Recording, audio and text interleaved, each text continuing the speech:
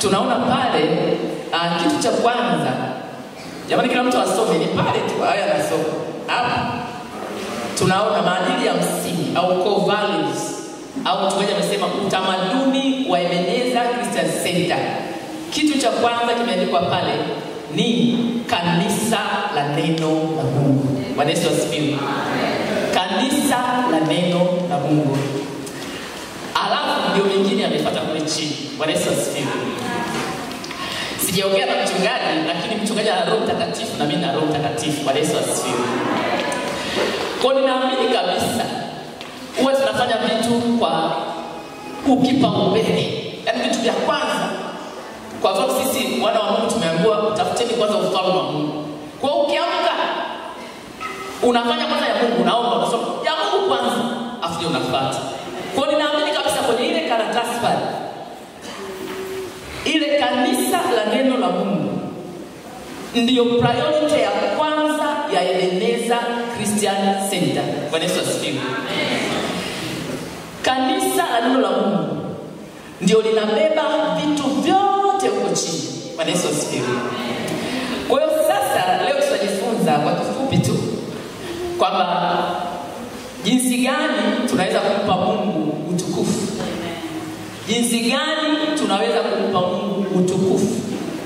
Kama alivyosema hapa, sisi wana wa Mungu kumpa Mungu utukufu sio tukio la siku ya wanawake, sio tukio la kipindi cha praise and worship, sio tukio la siku ya vijana, sio tukio la siku ya baba. Sisi kwetu kumpa Mungu utukufu ni lifestyle. Full stop. Yaani ni mfumo wetu wa maisha. Bwana Yesu asifiwe. Kila siku ya Mungu, wanasema 24/7, masaa 24 ya siku 7 za wiki, miezi 12 ya mwaka, siku 365 au 66 za mwaka. Masaa yote mwana wa Mungu ni lazima umpe Mungu utukufu. Bwana Yesu asifiwe. Sasa ukweli usiopingika, ukweli ulio wazi ambao haujajificha ni kwamba njia ya msingi moja tu ningetuziacha ya kumpa Mungu utukufu ni kwa kupitia neno lake. Bwana Yesu asifiwe. Kwa ukitaka kuanza kumpa Mungu utukufu kila siku ya maisha yako, uende kwenye neno lake. Bwana Yesu asifiwe. Na ndio maana pale maadili ya msingi, utamaduni wa Ebenezer Christian Center, namba 1, kanisa la neno la Mungu. Bwana Yesu asifiwe. Tukiangalia mstari wetu huu hapa, mpeni Bwana utukufu wa jina lake. Sikiza nikwambie, bila neno la Mungu watu hawatoi sadaka. Ninakwambia kwa sababu hao utajuaje kwamba mimi ndio sadaka ya kwanza? Kama usiposoma kwamba itoeni miili yenu iwe sadaka. Bwana Yesu asifiwe. Kwa kitendo kufanya ujue kuna kutoa sadaka kwa Mungu ni neno. Bwana Yesu asifiwe. Umesoma. Na sadaka ya kwanza tunachofanya ujue kwamba sadaka ya kwanza ya kutoa sio pesa, sio chochote kile, ila ni mimi mwenyewe, ni neno. Bwana Yesu asifiwe. Then kitakacho kufanya uje mbele za Bwana. Kwa mfano hapa leo kuna mvua toka juzi. Kuna watu nakuambia kabisa wengi tu hawajaja kanisani leo kwa sababu ya mvua. Bwana Yesu asifiwe. Lakini wewe umekuja. Bwana Yesu asifiwe. Kwa sababu umejiuliza swali moja. Mbona kazini huwa ninakwenda siku za mvua? Mvua inakuuliza kila siku kazini naenda. Je, niache kwenda nyumbani kwa Bwana? Hebu pima mwenyewe. Mungu na kazi kipi bora? Mungu ukachukua mwavuli, ukaita bajaji, ukaita bodaboda, ukachukua blanketi ukajifunika, ukaja nyumbani kwa Bwana. Kilichokufanya uje nyumbani kwa Bwana ni neno, hamna kingine. Bwana Yesu asifiwe. Then muabuduni Bwana kwa uzuri wa utakatifu. Kitakacho kufanya wewe umwabudu Bwana hakuna kitu kingine, ni neno. Kwa sababu ili umwabudu mtu ni lazima umjue. Hapa tunaimba Mungu anastahili sifa. Umejuaje? Anatenda mambo makubwa. Umejuaje? Ashiki jambo. Umejuaje? Ni kwa sababu umesoma hapo. Umesikia, umesoma kwamba kuabudiwa. Bwana Yesu asifiwe. Kwa narudi pale pale kwamba njia moja ya msingi itakayokufanya maisha yetu kila siku yampe Mungu utukufu ni neno la Mungu. Bwana Yesu asifiwe. Na neno letu la msingi litatoka kwenye andiko tunalolijua sana sana, lakini bahati mbaya sana wengi wetu hatuliishi. Yohana sura ya 1 kuanzia mstari wa 1 mpaka wa 4.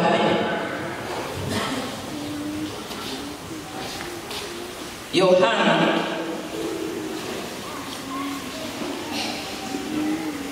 sura ya 1 kuanzia mstari wa 1 mpaka wa 4. Biblia inasema ya kwamba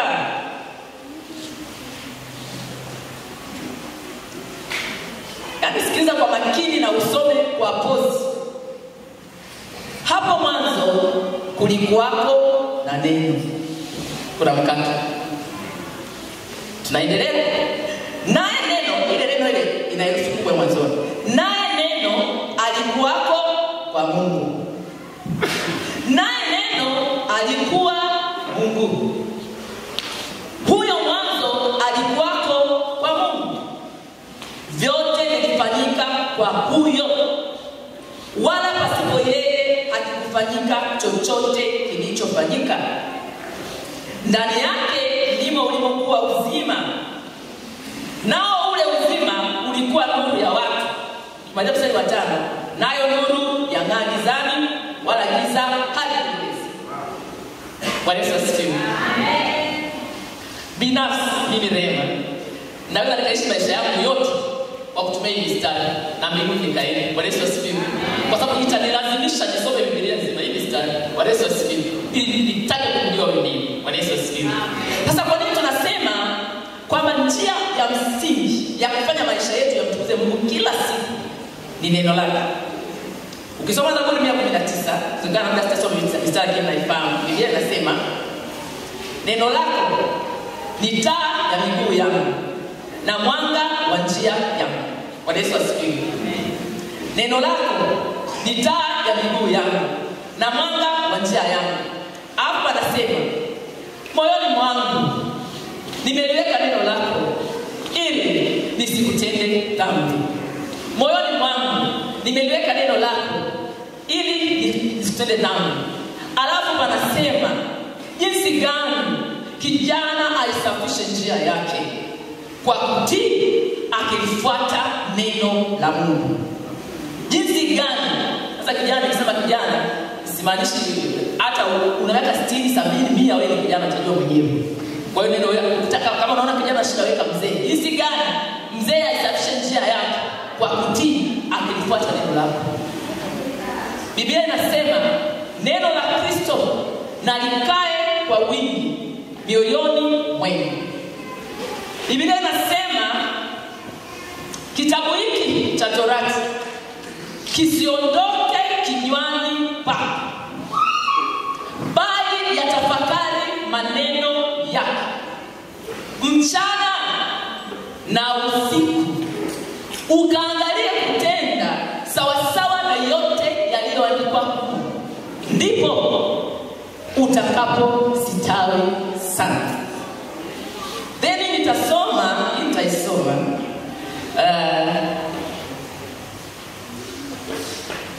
wanasemaga wanatangaza sio interest, na mimi natangaza mimi nampenda sana Musa, mtumishi wa Mungu Musa. Musa ndio my man of the Bible. Kwa hiyo hapa nitamsoma Kumbukumbu la Torati sura ya 6.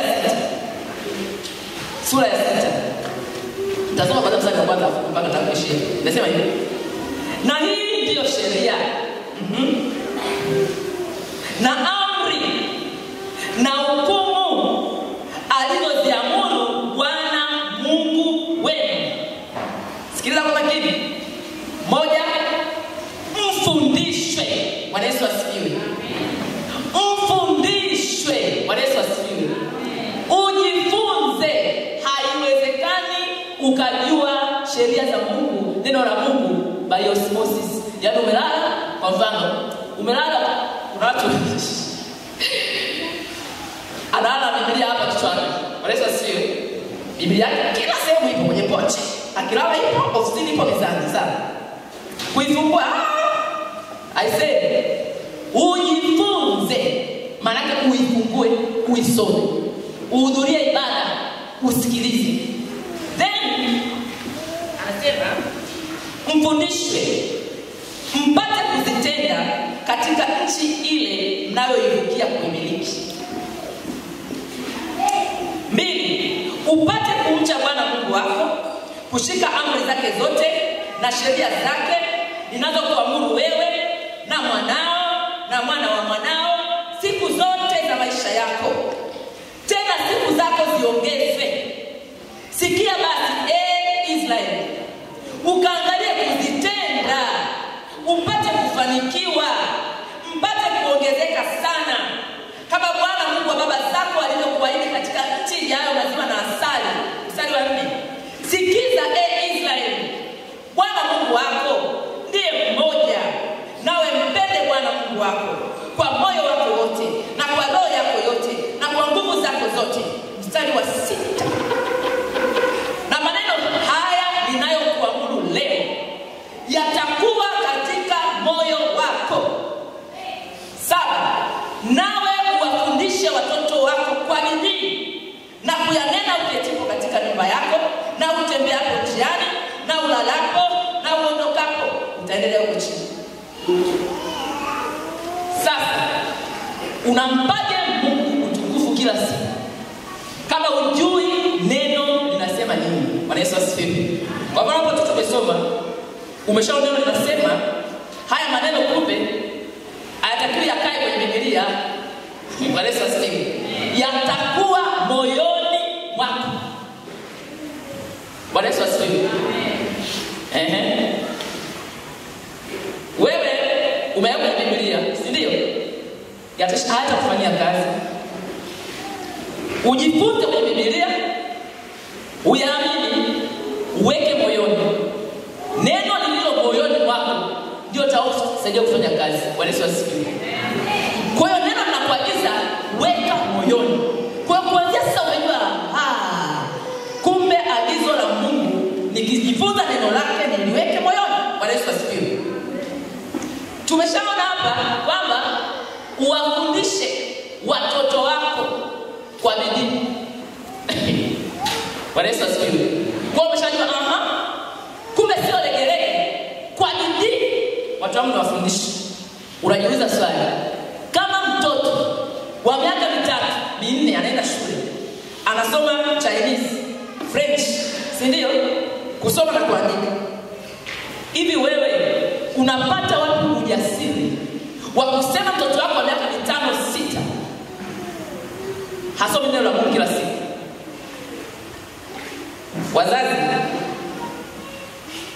Wazazi kama mimi mzazi mwenzenu, Mungu anakuuliza, how dare unalipa ada, tena unafuatilia amefanya homework shuleni, lakini kwenye kusoma neno la Mungu unasema huyu mtoto bado ni mdogo. How dare? Mungu anatuuliza jamani. Lakini wakisikia watu wanasema wadogo, wakisikia vitu vingine wanabishika. Sisi tunajipamba, tunajibembeleza kwamba wadogo. Bwana Yesu asifiwe. Mwanao hana Biblia yake, hana. Unafanya dhambi. Sasa mfundishaji, tumeshaambiwa hapa tuwafundishe kwa bidii. Yaani wewe vitabu vya 80, social studies, science and technology, ndio Chinese, Biblia 35. Mtoto wako hana Biblia yake, eti na Biblia ya kushare. Acha kutuharibia watoto. Bwana Yesu asifiwe. Mimi sio Mungu jamani. Lakini Mungu ni mtu pia. Mungu aongee, hasimami hapa akasema, mimi ni Bwana Mungu wako, ndio kutoa. Hakuna, ndio anaongea. Bwana Yesu asifiwe. Tumeambiwa tuwafundishe. Kuwafundisha kwa bidii kunampa Mungu utukufu, kwa sababu watamjua Mungu toka katika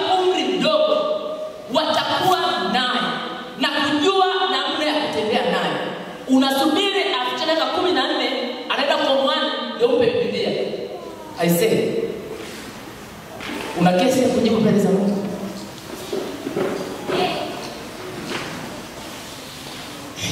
Unasema hawezi kusoma, hawezi Biblia, hawezi hata elewa. Biblia sio ya kueleweka kwanza, lazima ujue. Neno la Mungu ni la kuamini. Bwana Yesu asifiwe. Yaani ni la kuamini. Ukitaka uelewe, unataka kuelewa nini sasa? Kwa Mungu Rahabu amewekwa kwenye Kaaba ni uzao wa Yesu. Mungu mbona amesema hivi tufanye? Mbona Rahabu ameingia hapa? Achana hayo mambo. Biblia ni ya kuamini, full stop. Amen. Kwa kilichoandikwa ni cha Mungu, ni kweli na amina. Kwa hiyo mambo ya kujiuliza ataelewa, hayo mwachie Mungu. Cha muhimu mfundishe, asome. Yesu asifiwe. Yesu mchungaji wetu. Lakini nikitoa sana nitimiweza. Kwamba yani na wazazi assignment homework si walimu tunatoka na homework. Mzazi ambaye mtoto wako ana Biblia, ukamnunulia Biblia, mimi sitakamua, lakini Mungu atafurahi sana na utakuwa unamtukuza Mungu.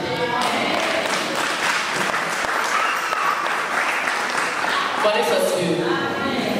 Kama ile Biblia, mimi mwanangu nina Biblia, aliandika hivi: Today mom has given me everything. Biblia ameweka 9:8. Today mom has given me everything. Kwa nini ana everything? Nimefundisha yani mstari wa Kutoka sura 6. Kwa mwanangu, there is nothing, hakuna kitu cha maana mimi na baba tunataka kukupa. Unajiona hichi kitabu? Unajiona hichi kitabu, this black book au brown book?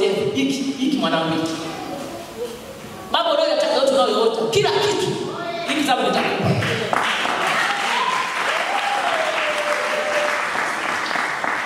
Mimi wazazi wanisamehe sana. Yaani ndio kero ndio nikerana. Ni mzazi fanya maombi makali sana kumwombea mtoto wake mtihani afaulu. Sema rema kwa nini nakereka? Nakereka kwa sababu jamani Biblia iko wazi. Ukisikia sauti ya Bwana Mungu wako kwa bidii na kufanya yote aliyokuagiza, baraka hizo zote zitakujilia. Kwa hiyo kuwa kichwa ni matokeo ya mtoto kumsikia Bwana na kufanya mapenzi ya Bwana. Sasa unapokazana kumwombea Mungu awe kichwa, Mungu wakati kumfundisha kuhusu Mungu haumfundishi, unapoteza muda, unafanya vitu vya ovyo. Bwana Yesu asifiwe. Kwa sababu huyu mtoto ukimfundisha kumwangalia Mungu, Bwana Yesu asifiwe, kutembea katika njia za Mungu, kumjua Mungu, kuwa kichwa sio maombi, ni automatically atakuwa kichwa. Sasa hivi kwa sisi wanataka kwenda kwa sababu kwa sababu ya baba, lakini mimi sio kwenye kumleta huko la wazazi. Samani mzazi wa St. Mary's wanajua kama uko muda kwa siku zao wanasema kwa 5 asitoka street waanza kuambia maombi. Ndio sijawahi kusikia waanza tuombe watoto watembee katika njia za Mungu hata siku moja. Lakini sasa jambo parents are praying Mungu basi sana Mungu tusamehe sisi, Mungu tusamehe jamani.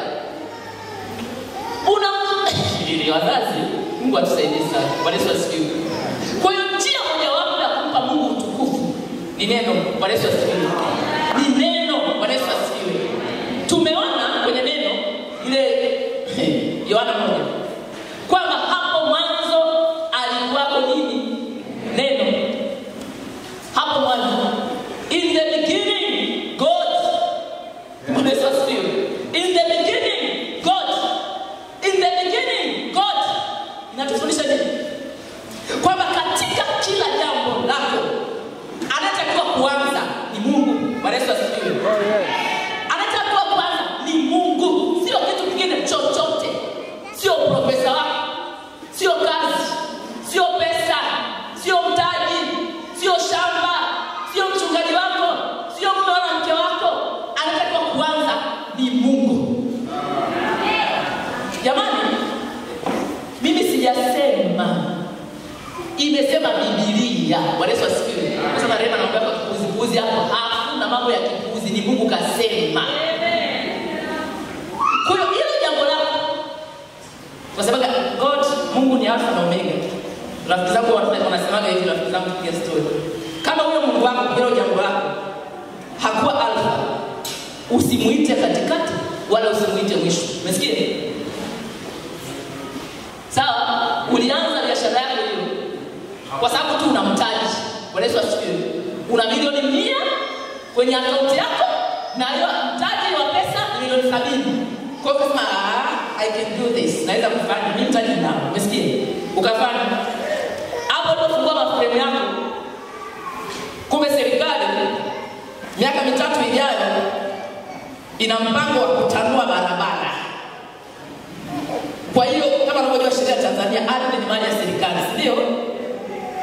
Umesha invest milioni 70 milioni 700 hivi. Bwana Yesu asifiwe. Unaanza kulia. Mungu. Zuia serikali isibomoe pesa barabara. Mungu hatazuia. Serikali itabomoa. Unajua kwa nini? Hukumwita Mungu at the beginning, mwanzoni. So don't call him in the middle. Mungu sio spare tire. Mungu sio spare tire. Bwana Yesu asifiwe. Kwa sababu kama ungeomba kama Mungu ni kweli na milioni 70 naweza kufanya hii biashara, lakini inakuita wewe. Maana hapo mwanzo alikuwepo neno. Na neno ni wewe Mungu. Unayejua yote. Unayeona mpaka kesho. Mpaka serikali ya mwaka 2037. Mungu alikwambia mwanangu usijenge hapa. Kuna utaguzi wa barabara. Hata kama sikwambia kitu kitatokea. Lakini usijenge. Sasa sikiza Rosi, umesikia? Nenda mtaa fulani. Kafanye issue yako pale. Lakini wewe unadai kwamba, ndio? Kwa sababu unamtaji ukajua mtaji ni kila kitu. At the beginning, God. Mwanzoni mwa kila jambo, Mungu. Bwana Yesu asifiwe. Umekuja kuposta vijana, unataka kuona kwa yule wanakuwa wako. Unaanza tu kwa akili zako. Unajiona una akili sana. Unajiona unawajua watu sana. Sikiza nikwambie kitu. Hakuna mwanadamu anayemjua mwanadamu mwenzake na kuhakikisha hilo jambo. Sawa jinai mwamba tu. Ukisoma Ibrania inasema neno kwenye neno hakuna kilichositirika. Huyo mtu aliyokuja ungekaa vizuri na Mungu at the beginning God, umesikia? Mungu alikwambia huyu anajidaika anaimba praise na worship, hakuna kitu hapa. Umesikia? Yaani atakuvuruga, atakutoka kwa Mungu. Mwambie tu no, mwache wala watengezo na Mungu. Lakini namjua tunaimba kwa wote yule. Nimesoma naye, si ndio? Sawa, soma naye. Lakini usije kwenda kumlilia mchungaji. Bwana Yesu asifiwe. Usije kwenda kumlilia mchungaji. Kwanza kutuambia kwamba wanaume ni waongo, si ndio? Wanaume wote ni mbwa. Usiseme hayo maneno, sio waongo. Ni wewe tu ulishindwa kumweka neno mwanzoni, ukatumia akili zako na zimekukosti. Bwana Yesu asifiwe. Biblia inasema tumaini Bwana kwa moyo wako wote. Wala usitumaini akili zako mwenyewe katika njia zako zote. Njia zako zote. Hapo ndio kuna shida. Ili hapo unamkabidhi Bwana. Ili nimesoma hili kanisa. Ili unamkabidhi Bwana. Ili mama yangu ni waziri. Ili ataniconnectia pale. David, Biblia inasema njia zako zote naye atayanyosha mapito yako. Asipoyanyosha amuulize. Bwana Yesu asifiwe. Kwa hiyo neno linakufanya maisha yako kiasi na kumtukuza Mungu. Kwenye maongezi yako, Bwana Yesu asifiwe. Nyie, wajua yani Yesu Kristo ndio mfano halisi wa namna gani neno la Mungu lina nguvu, ni msingi. Mathayo sura ya 4, mstari wa kwanza. Mnajua hiyo story? Kwamba Yesu alitoka kubatizwa na Yohana Mbatizaji, Roho wa Mungu akampeleka wapi? Jikani ili ajaribiwe. Akafunga siku ngapi? 40. Then akaona njaa. Biblia inasema akaja akaanza, kama wewe ni mwana wa Mungu, geuza mawe yawe mkate. Si ndio? Mpaka mara 3 akaondoka. Hivi unafikiri Yesu ambaye kwa nini kupiga story na shetani? Kwa nini kumwambia vitu vingine vyote? Alimwambia imeandikwa. Kama Yesu mwana wa Mungu, Mungu anapata ushindi kwa neno. Wewe ni nani mpaka udharau neno la Mungu? Turudi pale. Na wakumbusha Yesu alikuwa na Biblia nyikani na hakika alikuwa na Biblia. Ila neno kama Mungu alivyosema lilikuwa ndani yake. Hivi wewe kwa mfano sio kwa wapi sema kwenye kikao labda sio fanya kazi kikao wewe mwasipotema wasiwezaka kuna madili hapa kushawishi. Si ndio? Sasa usema kama katika Biblia yangu nifungue pale palipoandikwa kwamba usitoe rushwa. Are you serious? Inabidi niweke huko kwamba hii ni haramu mbele za Mungu. Si pale. Bwana Yesu asifiwe. Kwa hiyo neno na hapo inatuonyesha kwamba kwa mfano wa Yesu kwamba silaha yenye nguvu kubwa sana kwenye maisha yetu neno la Mungu. Bwana Yesu asifiwe. Ukisoma Hosea 4:6 mwanzoni tu pale Biblia inasema hivi: watu wangu wanaangamizwa kwa kukosa maarifa. Tushetu pale. Watu wangu wanaangamizwa kwa kukosa maarifa. Sikia. Yaani Mungu amerecognize kabisa, amekubali kwamba hawa ni watu wangu, sio wapagani. Amekubali kwamba hawa ni watu wangu, lakini wanaangamizwa kwa kukosa nini? Maarifa. Mpata picha jinsi maombi yalivyo muhimu, jinsi kufunga kulivyo muhimu, jinsi kushuhudia kulivyo muhimu, jinsi upendo ulivyo muhimu. Lakini kwa yote hayo Mungu akasema kinachofanya watu wangu waangamizwe ni kukosa maarifa. Hayo maarifa tunayoongea ndugu yangu ndio neno. Yaani ndio neno la Biblia. Hakuna kitu ambacho haina. Kuna mtu wa Biblia anafanana na wewe. Una mashaka kama Petro ukaanza kuzama. Wewe una mashaka yuko ndugu yako Petro kwenye Biblia. Bwana Yesu asifiwe. Kwa hiyo kila kitu kiko pale. Na bahati mbaya sasa shetani ameshajua, anajua. Na ndio maana tunapata changamoto kubwa na Mungu. Kwa sababu ukweli ni kwamba ipo wazi, sio siri. Watu wengi hatusomi neno la Mungu. Ni ukweli, sitaki kuficha, huo ni uhalisia. Rema umejuaje? Ninajua. Biblia sema mtafahamu kwa matunda yao jamani. Bwana Yesu asifiwe. Huwezi kuwa unasoma neno la Mungu ukaacha kuomba. Haiwezekani. Bwana Yesu asifiwe. Kwa sababu ukianza kusoma neno la Mungu, automatically utajikuta unaanza kuomba. Bwana Yesu asifiwe. Ukianza kusoma neno la Mungu, automatically utajikuta unaanza kutoa sadaka. Ukianza kusoma neno la Mungu, automatically utajikuta tabia za watu wote zinaanza kuondoka moja baada ya nyingine. Bwana Yesu asifiwe. Ukianza kusoma neno la Mungu, hautakuwa mjeuri kwa mchungaji. Bwana Yesu asifiwe. Hautakosa utii kwa viongozi wako. Bwana Yesu asifiwe. Kwa sababu ni unajua ni Mungu ameniambia semeni ni neno, ni waheshimu. Automatically utaanza kuombea. Mungu amesema ni waombe. Msikie. Kwanza ulikuwa utaki mchungaji mmoja. Mungu amesema. Sababu mimi nampenda Mungu. Sasa kumkosea Mungu, automatically utaanza kuombea. Bwana Yesu asifiwe. Ukiona mtu hawezi kusamehe, automatically asome neno. Bwana Yesu asifiwe. Simple, yani rahisi sana kujua mtu huyu anasoma neno au la. Simple. Bwana Yesu asifiwe. Nikikusikia unaongea maneno ya ambayo Mungu hajasema, shida ipo kwenye neno. Bwana Yesu asifiwe. Hakuna hela kabisa sasa hivi. Unasemaje wewe? Unasemaje? Sisi tunaungana nao mara nyingi. Neno linakwambia ungana nao. Neno linasema lipo wazi. Yesu Kristo alifanyika masikini ili mimi niwe tajiri. Bwana Yesu asifiwe. Ila shetani anakudanganya kwamba ukisema mimi ni tajiri, mimi nina hela, watu watakuonaje? Biblia inasema hekima ya Mungu ni upumbavu kwa watu wa dunia hii. Hawatakuelewa kwa sababu mambo ya rohoni yanaelewekana kwa watu wa nini? Kwa rohoni. Sasa inakuwaje wewe ambaye maneno yako yanakuja mbele Mungu utukufu yanamtukanisha Mungu? Unaungana kwenye dewa ile ufomo ndani.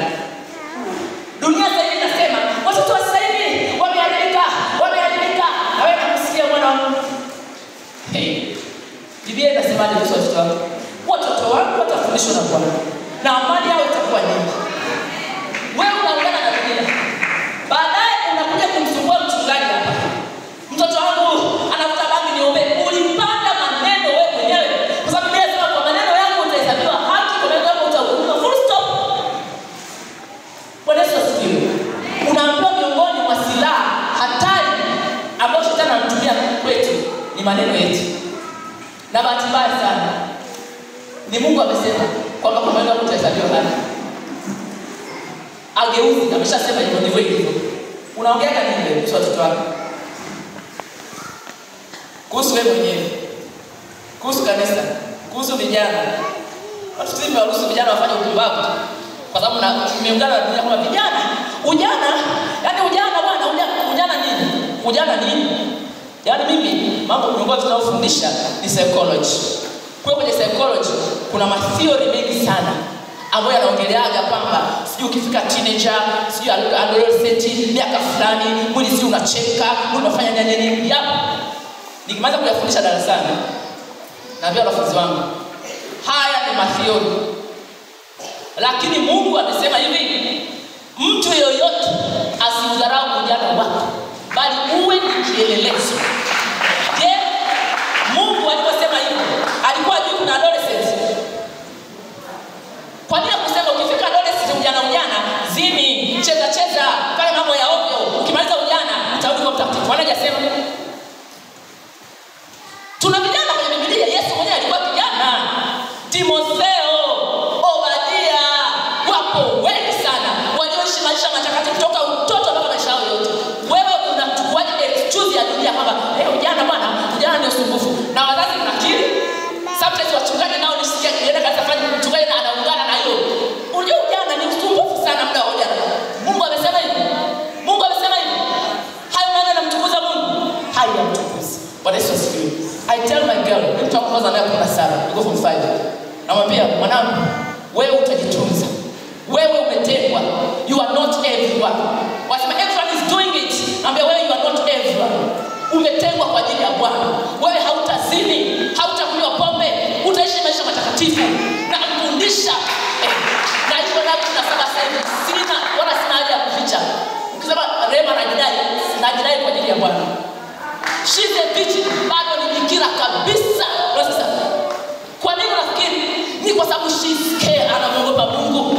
Na nina uhakika unasikia akirudishwa na mama, watu wananishangaa kwamba wewe don't have boyfriend. Wanaambia mimi kwa nini sisi wananishangaa, wanacheka. Naomba watakucheka sana mwanangu, usijali. Au ni watu wa dunia. Ni watu wa dunia ndio maana wanacheka, wanakushangaa wewe unafanya mambo ya kibinguni. Kwa hiyo kipo mwingi. Mama ananiambia nikifika chuo kuu sitatoboa. Namwambia utatoboa kwa jina la Yesu. Maana Mungu aliyekuwezesha yuko pamoja na wewe. Bwana Yesu asifiwe. Napata wapi hiyo courage? Ninaipata kwenye neno la Mungu. Kwa mimi mwenyewe mawazo ya ajabu ya dunia sina. Kama Mungu hajasema sitaki hata kuyasikia. Bwana Yesu asifiwe. Na ndio maana mimi watu wanaonifahamu uweze kunisogelea kirahisi. Bwana Yesu asifiwe. Unajua kwa sababu gani? Kwangu ukija ni story hizi hapa. Stories za maisha magumu, sio tema. Mimi maisha ni rahisi kwangu kila siku. Biblia inasema Bwana ndiye mchungaji wangu. Sitapungukiwa na kitu. Msikie. Mimi ninachotakiwa kufanya ni kumtafuta Bwana. Full stop. Mengine atafanya. Bwana Yesu asifiwe. Mimi naomba watu wale kama mimi wanajua. Kama mimi kama Yesu hajarudi. Miaka 100 lazima nigonge. Papu. Mimi si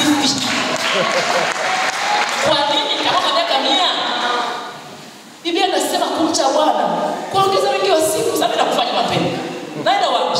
Kufanya nini?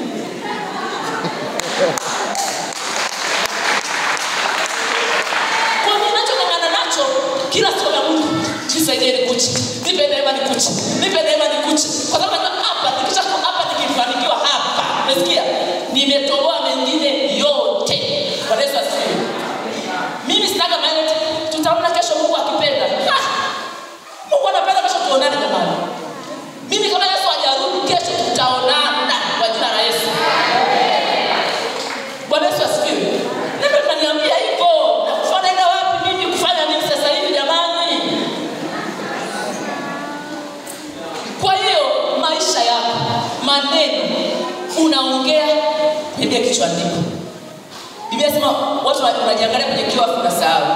Biblia ndio uhalisia wewe ni nani. Bwana Yesu asifiwe. Nimaliza kwa ushuhuda. Wale wagonjwa wenye issue mbalimbali. Acha kusema hicho hilo jambo lako. Bwana Yesu asifiwe. Nenda kwenye Biblia kafungue Mungu anasema nini. Kuna mama mmoja, hii ni story, hii ushuhuda nilisikiza kwa mtumishi wa Mungu marehemu Pastor David Yongcho yule Mkorea. Alikuwa anaumwa kansa ya throat. Yuko stage 4 ameshaambiwa na miezi tu ya kufa. Anaenda kwa baba yake mchungaji anamwombea. Akimtana baba ndio nasikia kufa. Baba nasikia maumivu makali. Baba mchungaji anaomba tena. Anaomba akimtana baba anaenda. Akaja tena. Mchungaji masiku alipokuja mchungaji akasikia akasema huyu sasa ngoja tuache tu afe. Kwa sababu afanye anachokuelekeza. Lakini alipotaka kusema afe, Roho Mtakatifu akamwambia, mwambie ile Peter kwa Petro ile kwa kupigwa kwa Yesu tumepona. Mwambie afanye. Akamwambia sikiliza. Nenda a prayer mountain, sehemu ya kuombea. Peke yako kabisa. Chukua notebook na kalamu. Andika mara 10,000. Kwanza unaanza kuandika. Kwa kupigwa kwa Yesu mimi sisi tumepona. Unasoma nini? Alafu ukimaliza kuandika unafumba macho.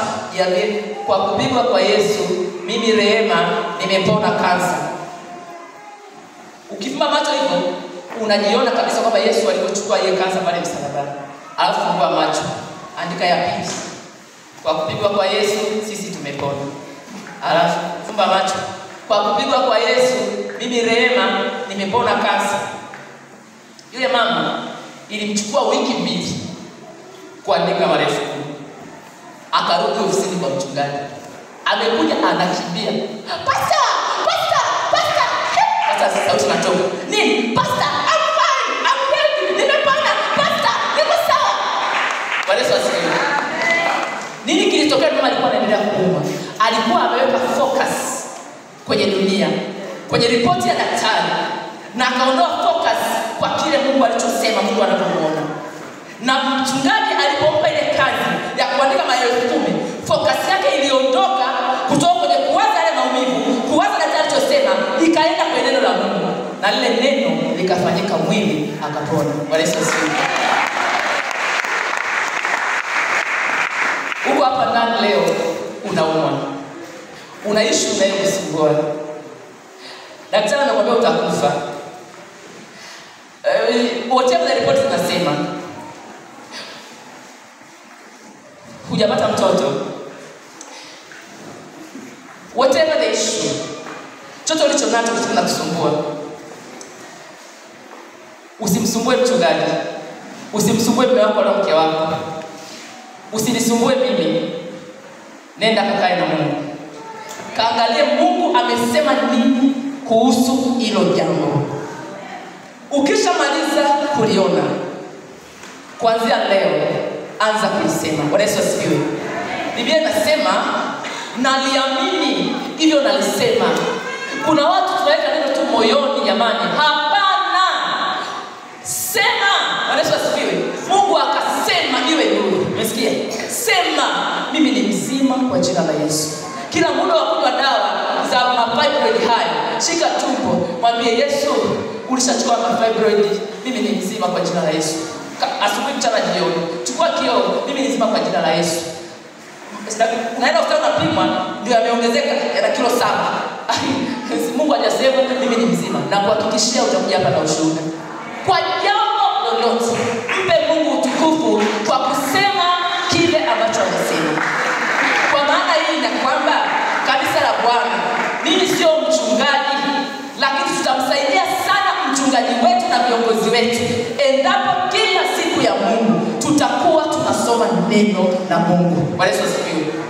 Kusoma neno la Mungu jamani sio option. Sio option. Ni lazima. Mungu anasema tujifunze, ni lazima, sio hiari jamani. Sio kama nina muda sina. Hivi Mungu angekuwa na muda kukupa pumzi ungekuwepo wewe? Watu ni ambao mko busy. Bwana Yesu asifiwe. Mwani waambie kidogo ratiba yako. Kwa sababu unavyoona hapa, leo niliamka saa 8. Hapa unavyoniona. Asikia tutaala saa ngapi? Wala sina mawazo ya kulala. Hayo masaa yetu 8 ni kwa ajili ya watoto wa miaka 5 kuna shida ya daktari. Biblia inasema walipolala adui alikuja. Wewe uko bize kuanzia saa 1 asubuhi. Amka saa 6 usiku. Soma neno. Si ndio? Kwani Mungu saa 6 usiku hayupo? Sio uko bize asubuhi saa 1. Soma neno saa 6 usiku. Omba saa 1. Bwana Yesu asifiwe. Rehema unatuchanganya. Yesu aliwaambia kina Petro kwamba je, amkuweza kukesha na mimi hata kwa saa 1? Minimum ya maombi ni saa 1 kulingana na Biblia. Bwana Yesu asifiwe. Unaanza dakika 5, 10 mpaka saa 1. Omba usiku wa manane, soma neno, abudu, saa 1 umeshaomba ndio kazini. Bwana Yesu asifiwe. Mungu awabariki. Naomba tusimame.